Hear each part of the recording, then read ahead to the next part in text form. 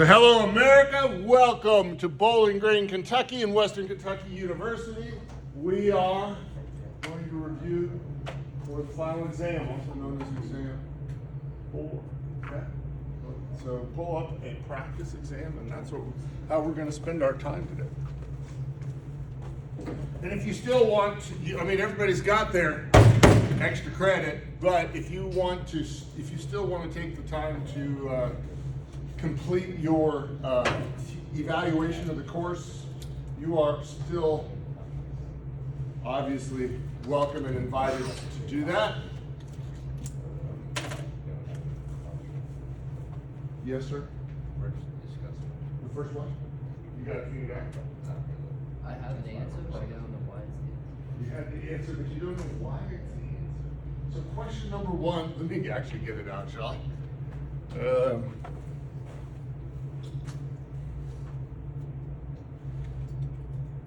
Let me get it out. Question number 1 reads, in a make or buy decision. Did we do a make or buy decision in class? Which problem did we do in class? Let's make or buy.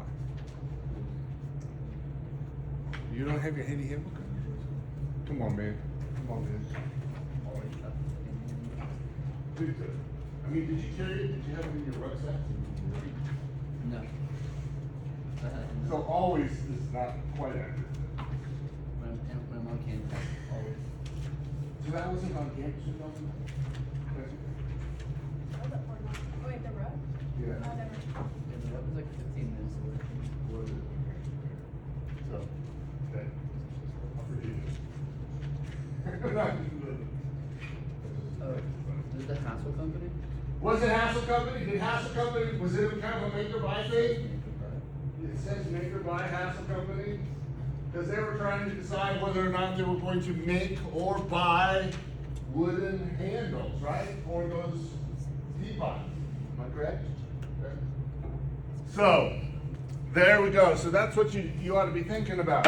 In a make or buy decision,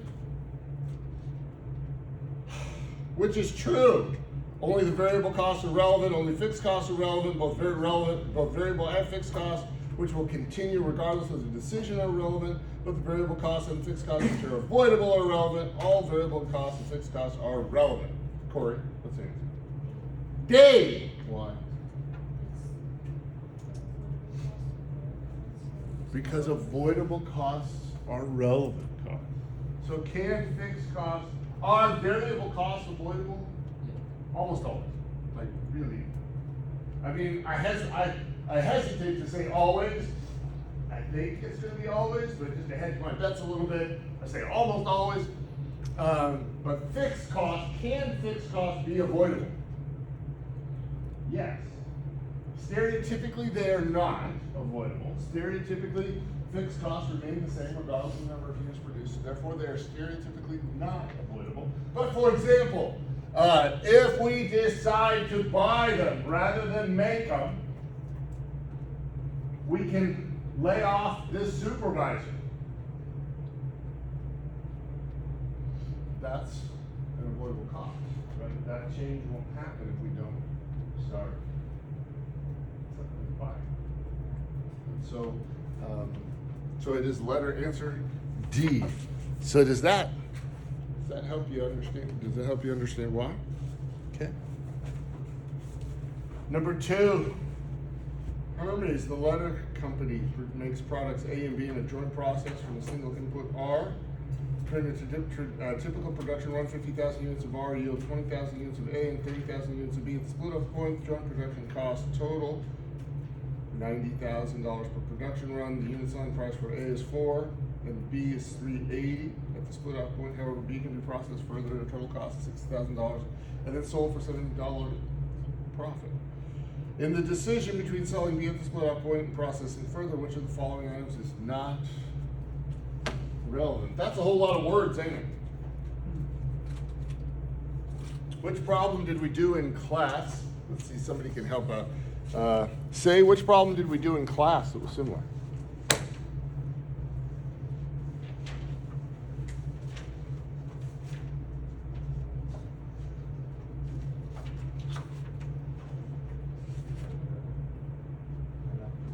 Tillamook Cheese Company. Tillamook. It's a Native American, kind of Native American Indian kind of word. Tillamook Cheese Company. And so we can diagram almost all this stuff, everybody, using this, if you recall. Okay? And so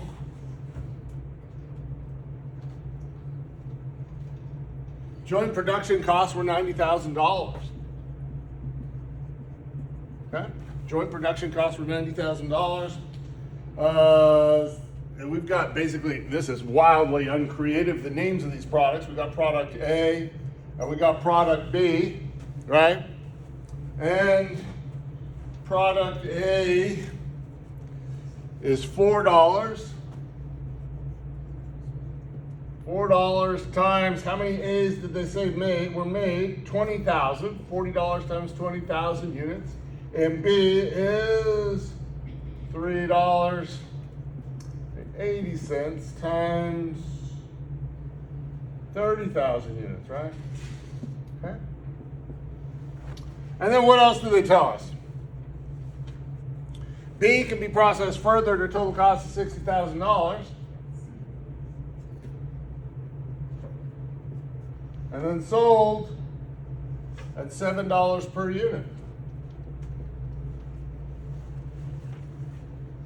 Presumably times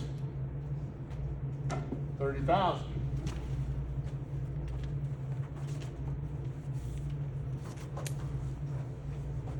So notice all I did was take all those words and organize them, didn't I? Doesn't that feel a lot better than what this mess is in the paper? So, let me make sure the camera's Gesundheit. Gesundheit. Let's make sure this is on camera. Let's kind of center it just a little bit. There we are. Sorry, you folks out in internet land who watched hopefully I didn't give anybody motion sickness. You know what I mean? That'd be bad. That'd be very, very bad. So, Hermes, now what? The question asks, in a decision between selling B at the split out point and processing B further, which of the following items is not relevant?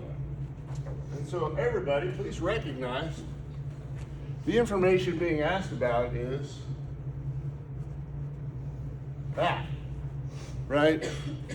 Because we can sell that bad boy B right now for $3.80 for all 30,000 units, or we can produce them further and sell them for $7.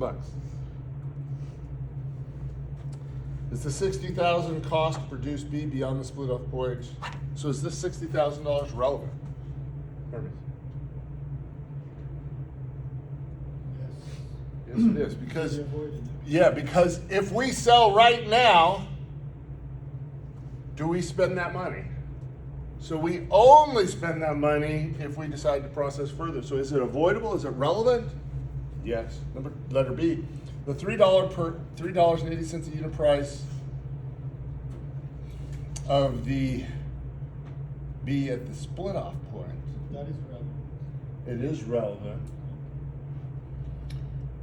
The portion of the 90,000 joint production cost allocated to B. It's also relevant. But it was before the split off, so.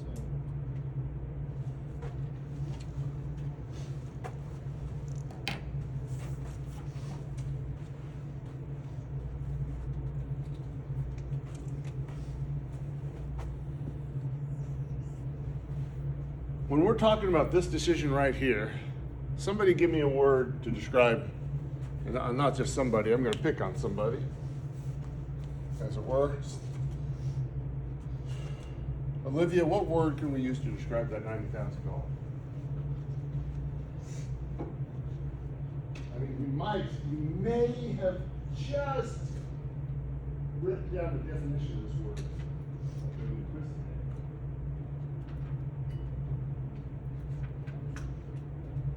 Did you define the relevant cost? Relevant cost?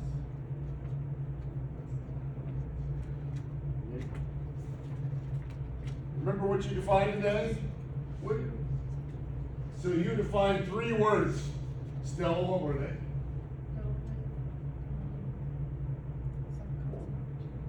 relevance cost, some cost, and opportunity cost, and so I've now eliminated relevant. Sunk. It is sunk, everybody. Do you all see that? It is spent, isn't it? It is spent. It is sunk. It is also, this also has a name. It is sunk. It is also a joint cost. It's a joint cost because it's a cost that that benefits more than one product.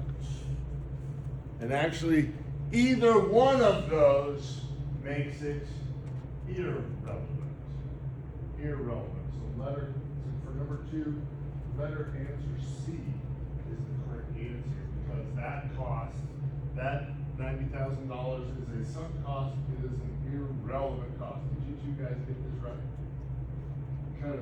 I mean, you did everything but football, you know, over here. So you both look pretty pleased with yourself. So very good. That's how you should be approaching these, Maxton. You should be thinking about it yourself, seeing if you can get the right answer before Dr. Festo tells you what the right answer is. And it's kind of a good way to learn. Yeah. Questions, comments, concerns, random thoughts. Piece of cake, walk in the park, easy as far off a log. So doing pretty good back there so far? Yeah. Awesome. Let's do number 3. Oh, man. Is this ugly looking? Kind of ugly looking.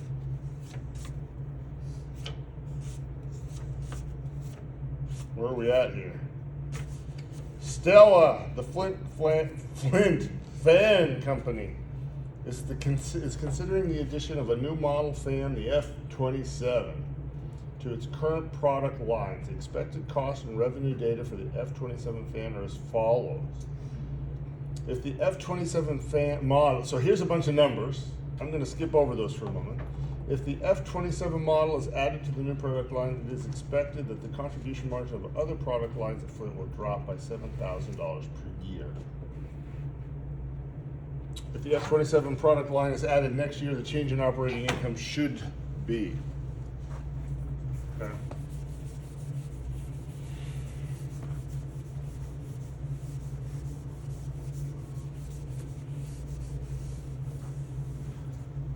So Stella, I'm not going to ask you to do the whole thing, but you can help me with a number. Okay? But I'm going to help you all first. I want everybody's attention focused on that first paragraph after all the number. Everybody see that? Where it says, if the F-27 model is added to the new product line, it is expected that the contribution margin of other product lines at Flint will drop by $7,000 per year. Stella, what do you think that is? What kind of cost is that? Huh? This one's not sunk. I'm just reading in the problem. You see the sentence I'm reading? Oh, yeah. It is relevant, but why? What is a fancy name for that? If the F-27 model is added to a new product line, it is expected that the contribution margin of other product lines of fuel will drop by $7,000 per year. What kind of a cost is that? Irrelevant cost? But you said it was relevant before I joined the rest. Oh, I said no, that's the. Yes. I heard you said both, relevant and No, I irrelevant? said relevant. You've said relevant, so okay, thank you. Because sometimes, if you don't enunciate the irrelevant, you know, kind of the two sound very similar. What kind of a relevant cost are they? What do you mean? Because again, what happens if we make this product? What happens? We can't make something. It's another.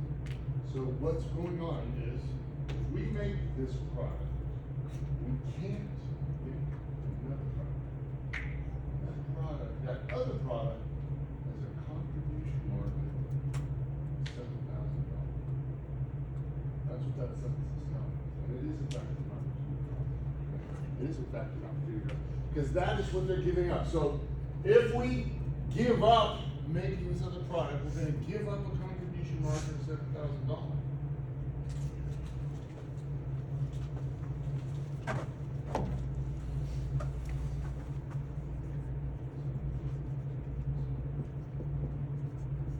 And so how would I put that on the board then still, do you think? Is that a positive number or a negative number? Why? Because positive is money coming in. Negative is money going out. Sorry?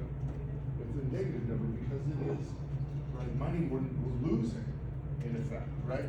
If we make this product, if we make the F-20, is it the F-27?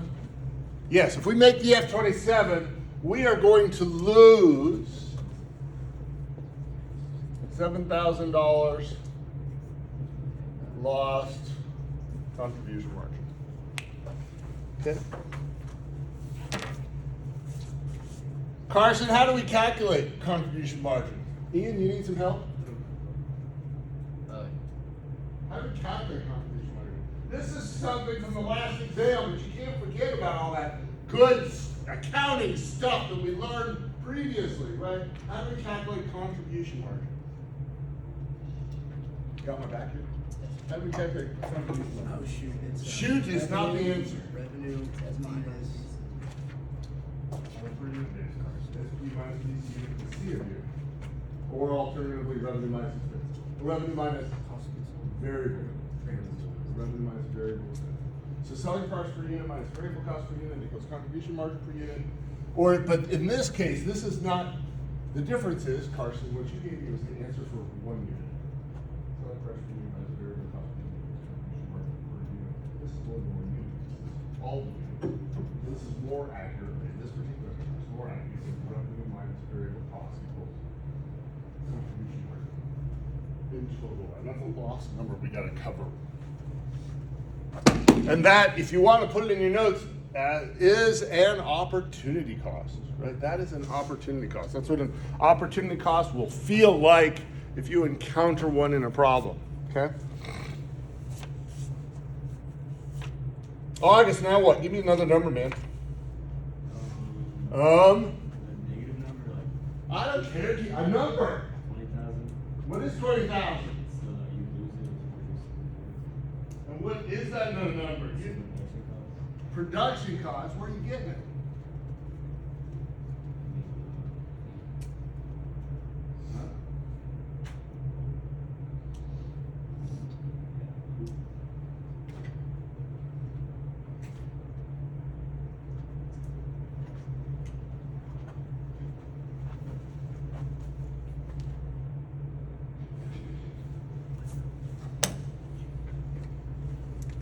Is that a positive number or a negative number? Negative.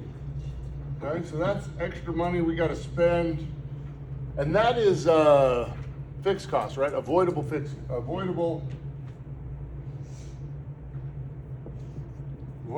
costs. That's a negative number. You with me? Feeling it?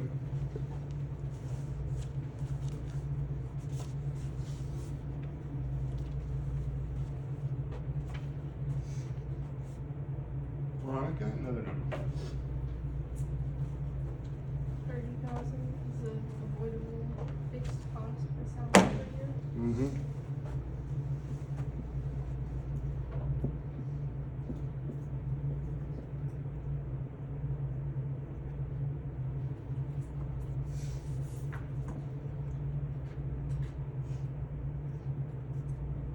Okay. Maxie? Another number.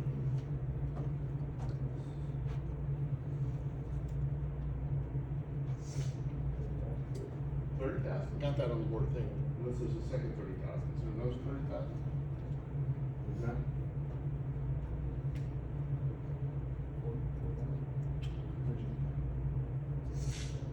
Huh? The 4,000. Is that the number I write in the boards? 4,000. Okay. Why not? Perfect. That's units, not dollars. So give me some dollars. $58. But that's not what I write on the board either, is it? Do I write $58 on the board here? So give me a number I can write on the board. I mean, so far everything you're saying is right. That's all you can remember. Huh? That's all you can remember. 58? No, not 58. You got numbers up there, right? What? What do you mean? I'm talking about, huh? What other number would I add? I want you to do some multiplication for me, because I'm not, you got a calculator, I'm okay. I won't repeat that.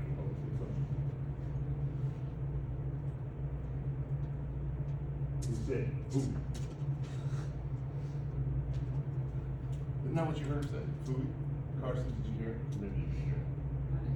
You didn't hear anything. He was pretty soft. He said food. He didn't have his calculator out. That's what he said, food. What do you gave me the numbers to multiply. How many units are they gonna sell? 4,000. How much are they gonna sell them for? Yes, so if you multiply those two together, what do you get? Does that seem like easy? No. Why? That's how much That's how much revenue we earned. We sold all 4,000 units. How much? What's that number again, please? 236,000. 236 or 32? 32. $232,000. Is that a positive number or a negative number? Positive. It's money coming in.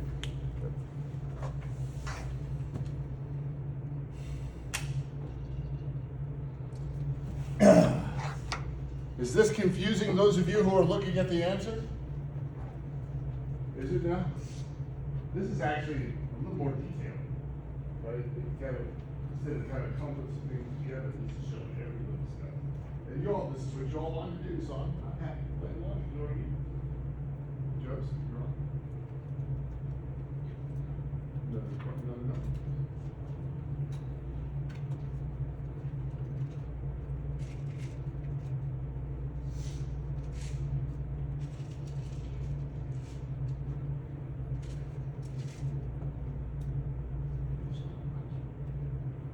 Well, how did we calculate that $232,000? Times 58. So no, we've already used that $58. So why don't you all write, why don't you all write how you calculated that $232,000? How was that $232,000 calculated, Maxton? Multiply the units by how much they cost. Yeah, but it's not how much it costs, bro. You should know better than that The at unit this selling point in time in the semester. The unit selling price times the units. The unit selling price times the number of units. Okay, so we've already covered that $58 I need to know that.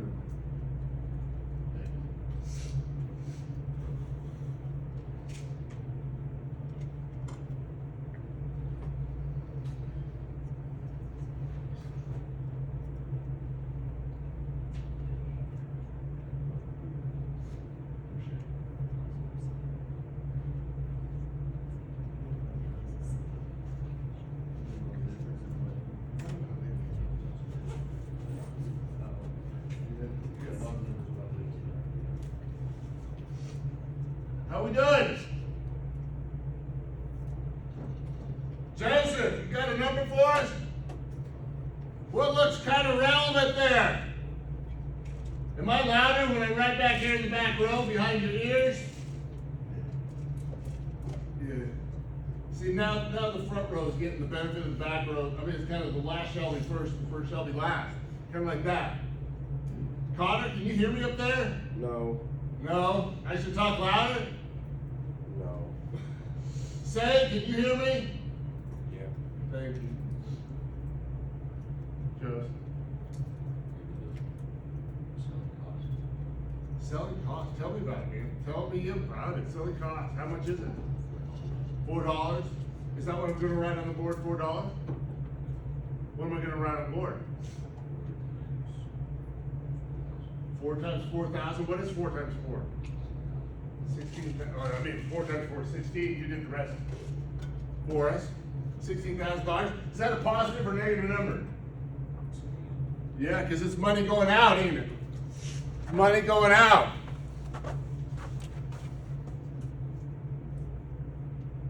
$16, and that is variable selling, right?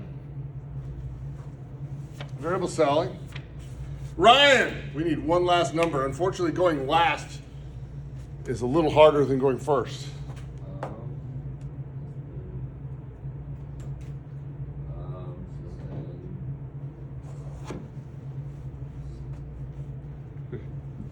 There's one more number. Is it the selling price? We've already got selling, $4. So this is Joseph. Remind everybody how you calculated the $16,000. Selling price. It's not selling price. It is variable selling costs times 4,000. So now we need to do the production. Yes, now we need to do the production. So what are you going to do? 34 times 4,000. $34 times 4,000 gives us $136,000. And that's variable production costs. And now I need to know what that math is. Okay? Need to know what that math is. Blaine, what do you got for me?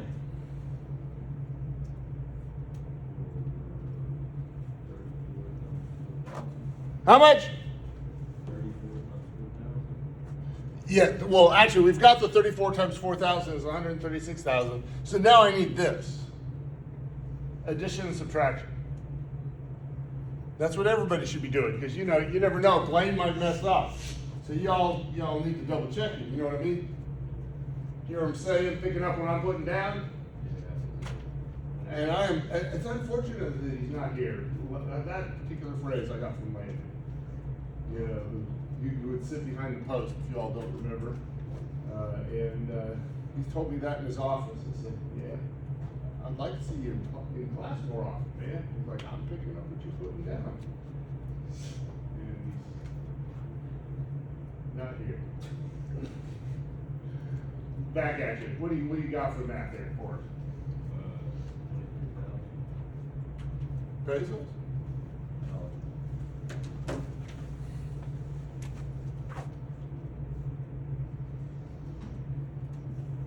$23,000. How's that look for those of you who happen to be looking at the answers? How's that look?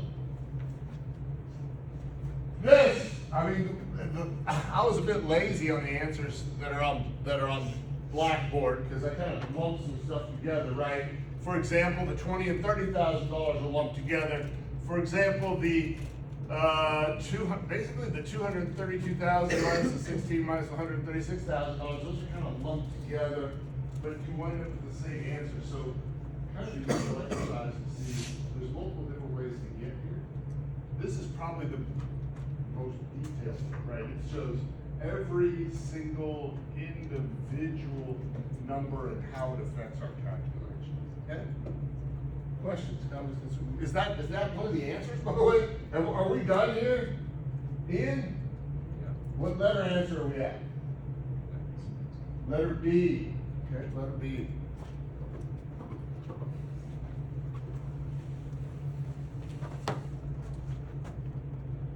How do you know it's an increase, Ian? Because the number's positive. Precisely correct. We know it's an increase because the number's positive.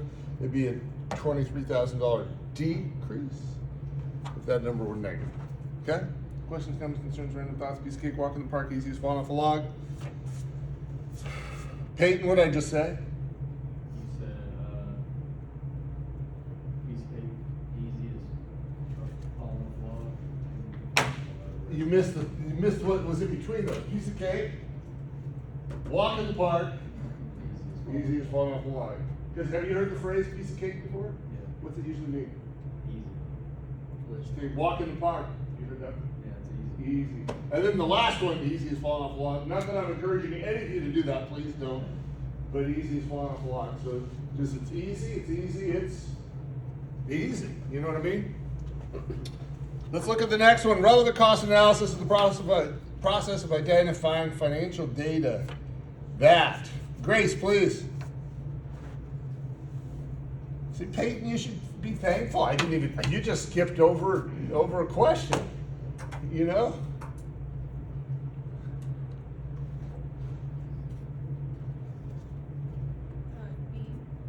B, B, why?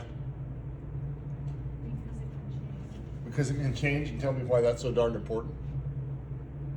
Because that makes it relevant. Precise, that's exactly the correct answer. Because it can change is a good answer, but why is change good? Because change is relevant. Those things that can change are relevant. So number 4, letter answer B. They change into alternatives. Con, or number 5, in a make or buy decision, relevant costs are.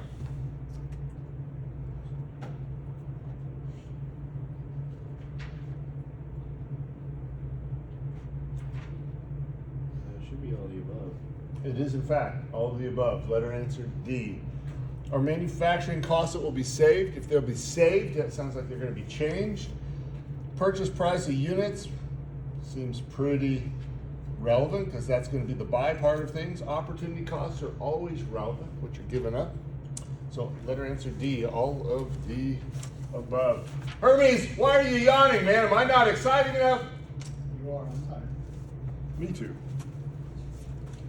Ellen, who's really tired, please get some sleep tonight. 1 second. 1001. You said 1 second, and I called out 1 second. 1001. Students, give me a minute. Might be a better phrase. If it gives you longer. When you're on number 6, please. A decision to retain or replace equipment. The book value of the old equipment is. And let's help Ellen, because she is running on a little bit of kind of low sleep. What does the book value of old equipment mean, Skylar? What is that? What is that? What piece of information is that? So we're looking at number 6. Okay. And so if you, in a decision to retain or replace equipment, the book value of old equipment is. So what is the book value of old equipment? What's that represent? The original cost of the old equipment, okay? The original cost of the old equipment, okay?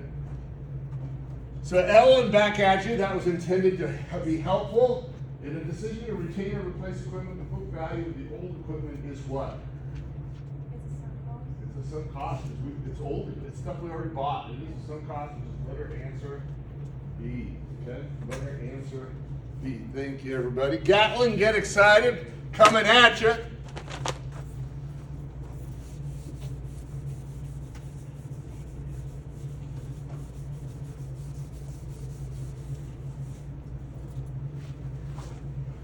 The following are Jensen Company's unit costs of making and selling an item at a volume of 1,000 units per month. Units per month.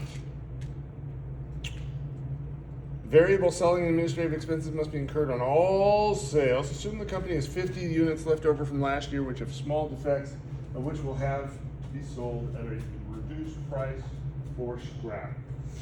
The sale of these defective units will have no effect on the company's other sales. What cost is relevant as a guide for setting a minimum price.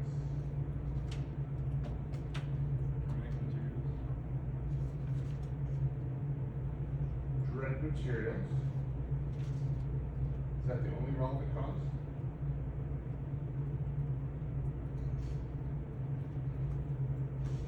Is direct materials relevant? Yeah. What else? Is that the only one? Would it be all the manufacturing stuff? You think fixed overhead? So then the answer to your question to me is no. Very good. Very good. Think through it. Direct labor and variable overhead. Yes, direct materials, direct labor, variable overhead. Those all add up to $3.50, by the way.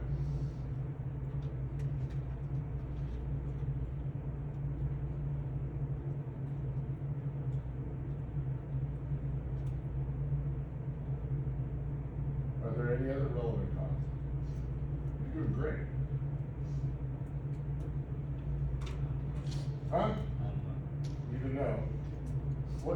aloud the first sentence after all those numbers. The variable and selling administrative expenses must be incurred in all sales. Yeah, so it's that, dude, variable selling administrative costs seem kind of relevant. Yeah, so if we take that 350, which is the direct materials, direct labor, variable overhead, adding that $2, gives you 550. Letter answer, B.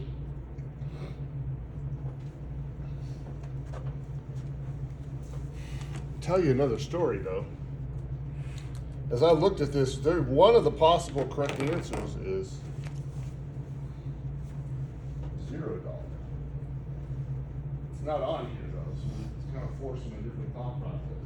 But one of the correct answers to this, I think, is $0 because these are defective units. Right? In a very real sense, what we pay to make them don't matter. It's kind of irrelevant.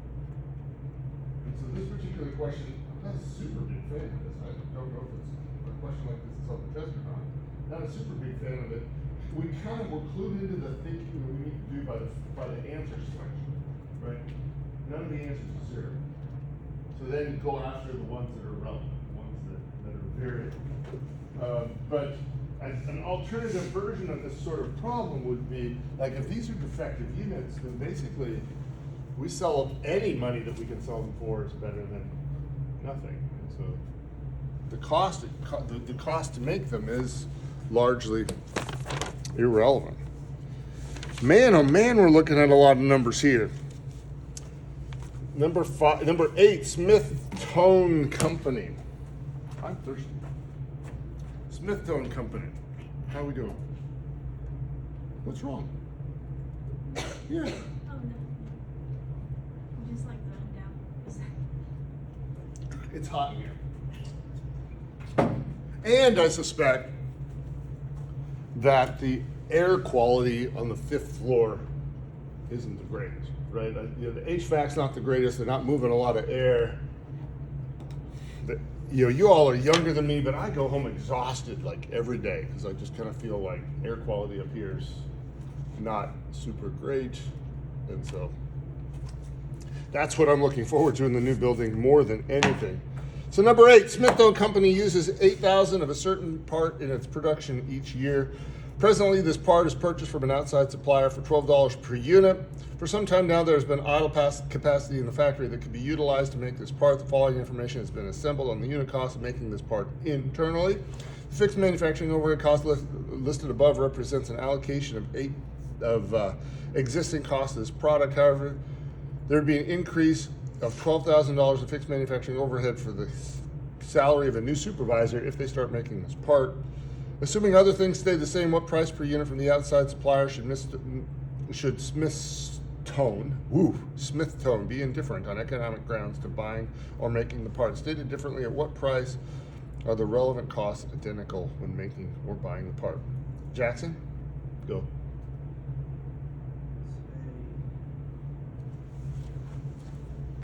Right now, what should I write on the board?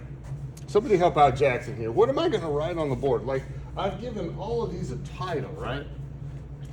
Given all these a title. Kenzie, what do you think I'm going to write on the board? What are they currently doing, making or buying?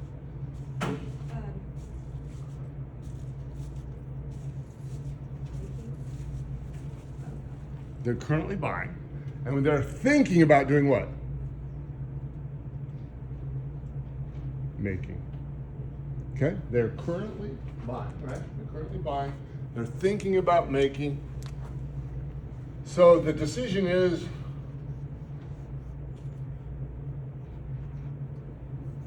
should we make? Okay? Should we make? And that will really answer the question that is being asked here. So Jackson, give me something. Give me something that we need to, what happens? If we start making those, what are some of the costs that are going to occur? Direct materials and direct labor And variable overhead. and variable overhead. And for how many units?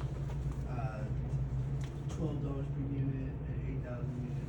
Sorry, 8,000. Say what? $12 per unit. What are you talking about? Sorry, I was reading out loud. Yes, you were, but you were reading the wrong number. Sorry, you were asking for units, right?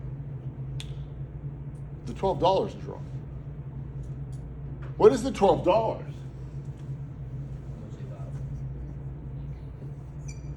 They're buying it for $12. How much does it cost them to make it? Sorry, I probably, I shouldn't say you're wrong so loud. Yeah, I should say it kind of quiet. This is why I had somebody else, I had an army veteran today. Yeah, he agreed with your assessment. Like, I'm loud enough, it's not mean enough. Yeah, so I got the volume, just not the attitude, I guess. Sorry, I'm just trying to entertain the class, give you an opportunity to come up with an answer. Would you have to, Don't ask me, tell me. What do you mean, would you? you would have to divide from 12,000. Why? Because it doesn't give you a price per unit. Ah, okay. So that 12,000 divided by what? Variable manufacturing overhead, like direct materials, direct labor. No. It's a good thought, and then you just kind of ran out of bounds because like I got this girl. Yeah, no. That was a great thought. I mean, the start of that sentence was unbelievably fantastic. That's why I like asking every question. The start of that was fantastic, and then it just went. You just took a hard left. Blake, can you help out your friend up here? I mean, basically, he's giving me nothing, has he? I mean, I haven't written a darn thing on the board. Write down What do you want me to write down? $12,000. Something right now. It's something to write down. I'll put 12,000. How about this? I'll put $12,000 right there. It's on the board. It's not where it needs to be, but hey. Blake, you got a friend up here in need help, assistance. Would you write 8,000? Why are you asking me a question? 8,000 units. Where am I going to put 8,000? What am I doing with this 8,000 units? They use it in production.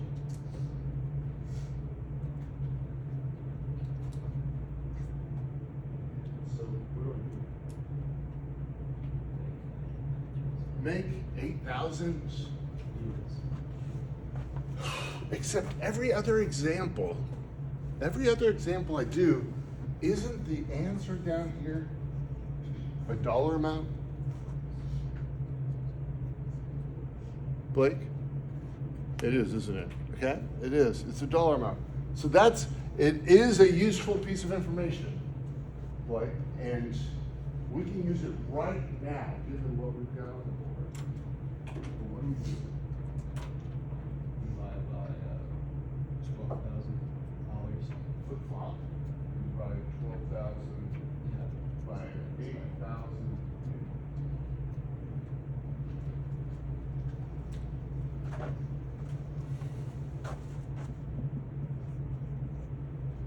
And that is because we want to know the cost per unit of how much. What's that give us, Danny? Danny, what's that give us? Come on, man, where's your calculator? You can't let Blake answer all the questions. Is that your calculator, or did you just steal Blake? You might want to get that kind of remedy sometime between now and the final page, you know what I mean? You know what I'm saying? You picked it up when I put it down? Good. What do you got for me? 1.5! You can't describe it better than that? $1.50.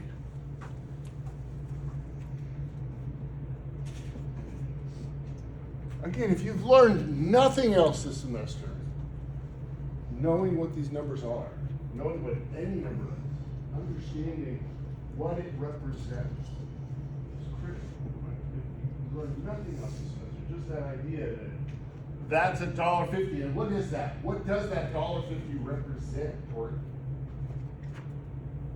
What is that? It's like the extra cost Extra cost of what? per unit.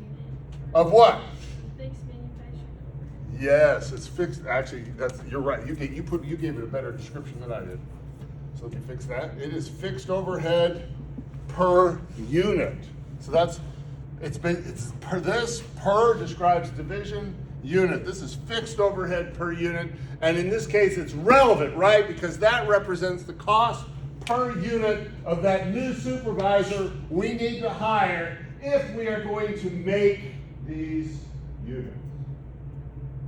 Okay, so that's fixed overhead per unit. Mackenzie, I'm sorry, I'm being unusually loud today. Hopefully I'm not negatively affecting your migraine too much. Are we done?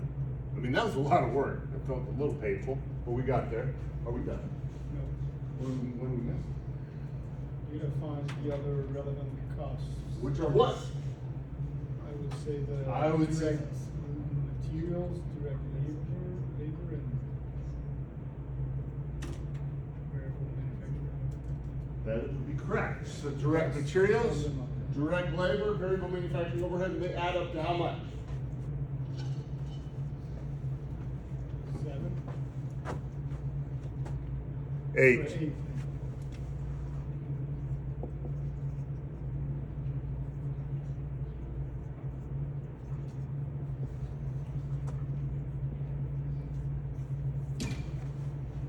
Yep. So,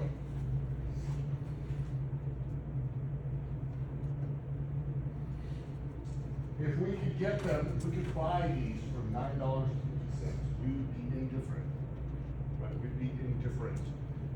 But as long as the price to buy is higher than $9.50, we would choose, right? Everybody see that?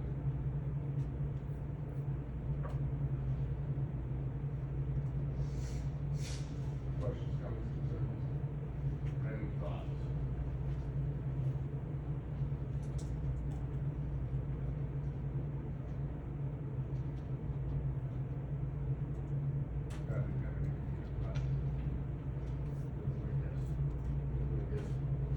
Questions, comments? Questions, comments, concerns, random thoughts? Piece of cake, walk in the park, easy as falling off a log. So Peyton, what I just say? Questions, comments, thoughts? I wouldn't listen to them. So you know what I said before that? Yeah. Piece of cake, walk in the park, easy as falling off a log. Perfect. Any questions, comments, concerns, or random thoughts? That won't be on the test, by the way. That won't be on the test, but it took me, heck, it took me 10 years of saying it before I realized that, I was saying it, students weren't understanding what I was saying. So that took me a while. I'm kind of slow sometimes. So that is number 8, letter answer B. Number 9, say product X-547 is one of the joint products in the joint manufacturing process. Management is studying whether to sell it. X-547 at the split up point of process X-47 further into xylene. The following data have been gathered. We got a selling price of X-547, variable cost processing X-547 into xylene, the voidable fixed cost of processing X-547 into xylene, the selling price of xylene, and the joint cost of the process from which X-547 is produced. Which of the above items are relevant to the decision about whether to sell X-547 as is at the split up point of process and further into xylene? Ooh, that was a mouthful, wasn't it? Say? B. Why not D?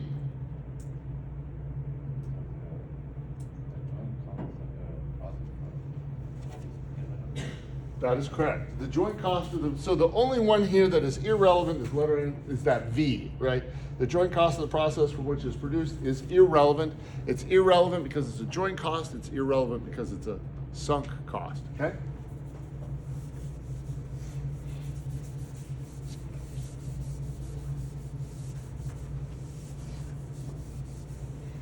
Okay. So that is letter answer B, number 9. Let's look at number 10. Weinig has some material that originally cost $73,500. The material has a scrap value of $45,600 as is, but if reworked at a cost $6,600, it can be sold for $58,100. What would be the incremental effect of the company's overall profit of reworking and selling the material rather than selling it as scrap? So that scrap value means they can sell it for that much. That's what that is telling us. They can sell it for that much.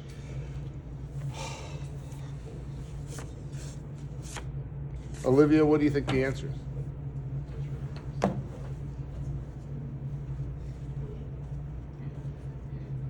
And so how did you magically arrive at the answer B? So that's not very helpful to the rest of us who aren't looking at the answers. You're trying, good. You're trying to figure out how I got it. How did I get it? Dang. Megan. It's not making sense to you? Why not? Where'd that $12,500 come from?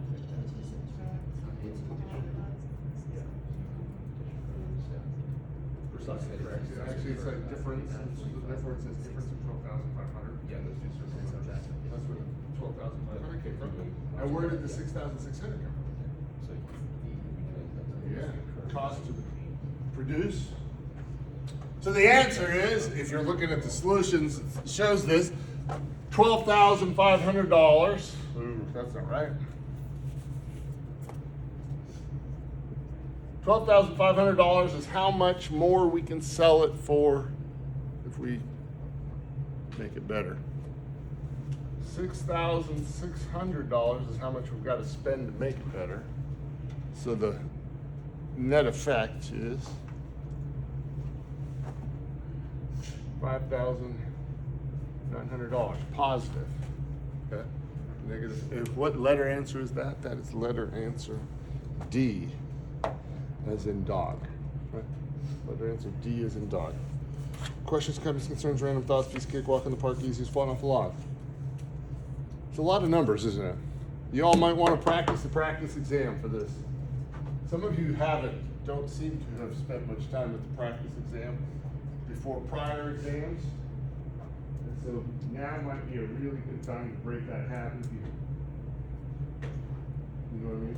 Ian, have you been making use of the practice exam? I'm trying. But did you for exams 1, 2, and 3? Did you? Keep at it. Everybody hear that? Practice the practice exam. How are we doing for time? Nate, we got problems here in number 11, don't we? What kind of a problem we got? Is it like the cheese one? Not necessarily. It is not. This is more like the titanium one. This one's more like the titanium one, actually. Scarce resources? Yes, sir. Yes, sir. Because let's read through and see if we can see that. Craves Company makes 4 products in a single facility. Data concerning the products appears below.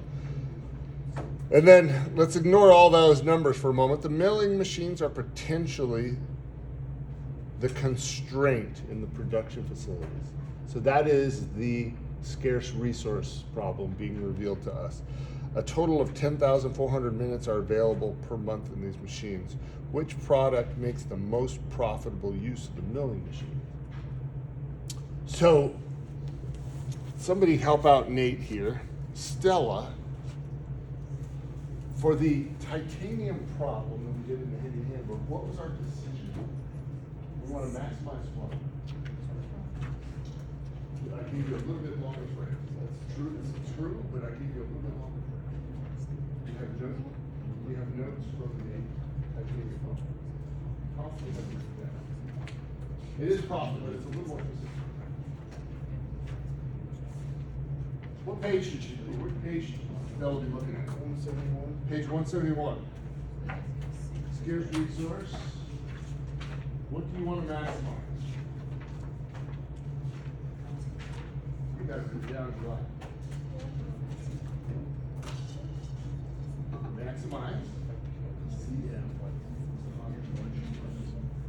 We want to maximize contribution margin and then reprint. You want to maximize contribution margin per unit of scarce resource. And so, Nate is busy as a bee. What is busy bee Nate? Actually, that does not have any kind of a ring to it whatsoever. I'm sorry. No, it's not. Busy bee Nate, what are you working on here? So the monthly demand using this, is that the like total amount that we produce of that certain unit? Or can we produce more since we have milling machine minutes per unit? You don't want to be using demand, actually. That's the wrong number to do here. So we want to maximize, remember this. We want to maximize contribution margin and in Stella's notes, was that Stella's notes or Olivia's notes?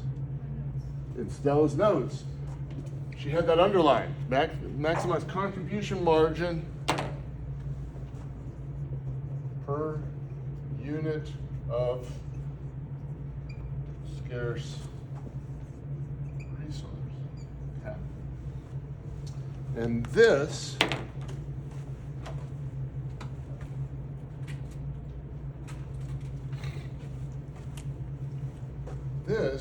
means division. So we're going to have contribution margin divided by unit of scarce resource. And so Nate, you were grabbing a number that was not either of those, was it? What is the contribution margin? So let's look at A, product A. What's the contribution margin? 28. It is not. It is not written down. That's just 28.20 is the selling price per unit. Carson, how do we calculate contribution margin per unit? Per unit? Yes, sir. SPU minus SPU minus VCU. We've got SPU, don't we? That's the very first number here. We have variable cost per unit. That's the second two numbers here.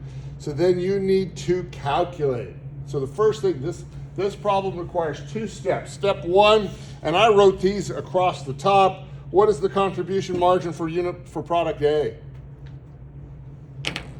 Somebody, anybody. $13.40.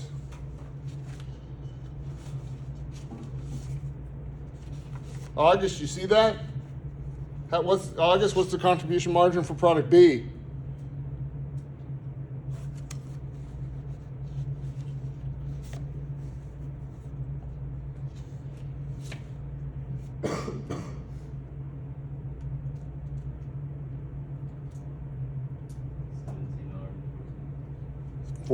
$17.40. Okay. What's maxed and what's the contribution margin for product C?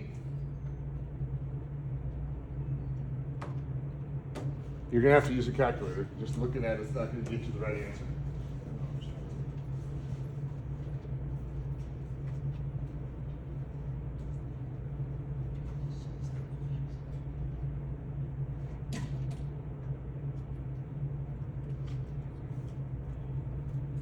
And Joseph, letter D, please.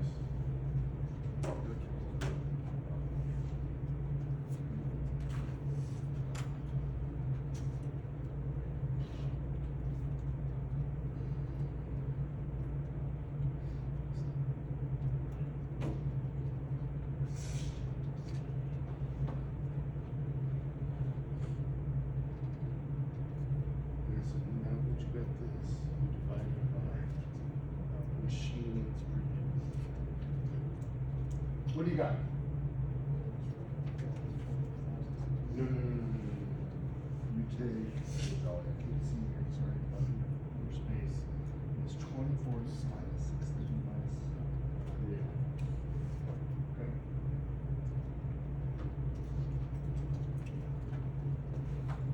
So the first thing you have to do is calculate contribution margin for each of these units, for each of these products.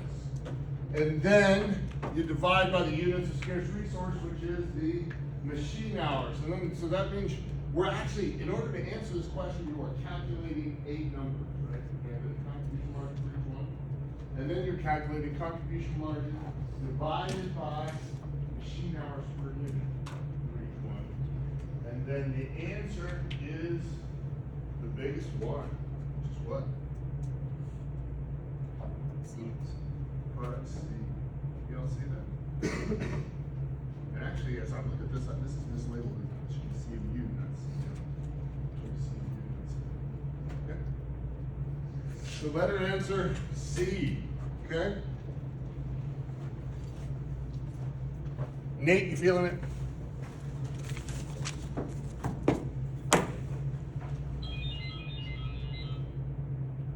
Wow. Number 12 is the same. 13. We are moving kind of slow here, but you can see what I hope you see is that you want to practice. We have 5 minutes, everybody. If you would please move to number 21. Let's do number 21 and call it a day, shall we? Number 21. Tony Rominger was in fact a real professional bicyclist. He purchased a Cannondale bicycle in 1991 for $900. Since purchasing the bicycle, he has spent, past tense, the following amounts on parts and labor. He spent a grand total of $400 on parts and labor. Tony is not totally satisfied with Cannondale. To bring the bicycle to a condition that he feels it should be, he anticipates the following costs. Some more stuff. In a visit to a bike shop, Tony found a new Lightspeed titanium bicycle. Lightspeed was a real company at one time. I don't think they exist anymore. For $2,000. What a deal! Titanium is expensive. Tony has advertised and found that he can sell the Cannondale for $600. If he buys the Lightspeed, Tony will pay cash, but he would need to sell the Cannondale. If in this purchase decision Tony is making, how much should be considered sunk and therefore irrelevant to Tony's decision to purchase better components and a paint job? Now this is a little, like, basically there's 2 possible decisions that Tony's making here, isn't there? He's like, well, should I improve my bike? How much will that cost me? $1,350. Or alternatively, maybe I should just buy a new bike. Let's ditch this one. That'll cost him $2,000. Now notice the question asks us only about one of those, right? Read carefully. The question asks us only about one of those. It asks about what's sunk with regard to his decision about whether or not to buy those new components. Ryan, what's the answer?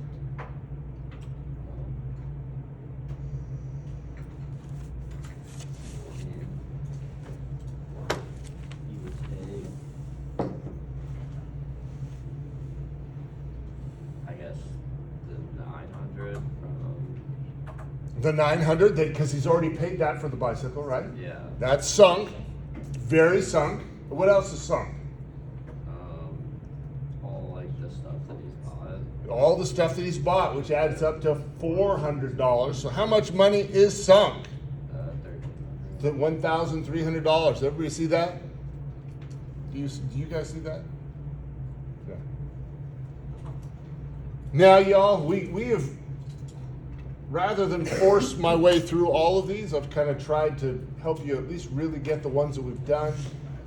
I give final exams at 1 o'clock on Tuesday and Wednesday.